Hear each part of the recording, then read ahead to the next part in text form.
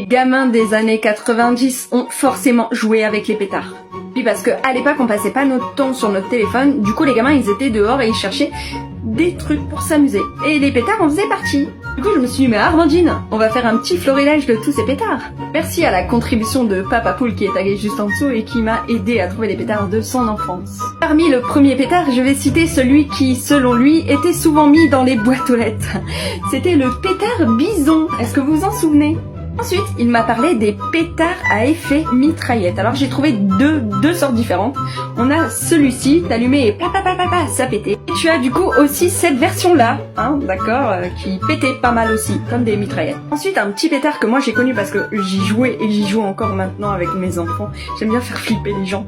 C'est le petit pétard claque-doigt, hein, le truc que tu pètes par terre, ça fait flipper les gens quand ils s'y attendent pas. Et enfin, pareil, on en trouve encore aujourd'hui, mais ça c'est un peu plus rare, c'était le pétard à amorce. Est-ce que vous vous souvenez de ces pétards-là? Les gamins, ils kiffent ça de ouf. Par contre, l'odeur, c'est vraiment spécial. Alors, t'as connu tous ces pétards?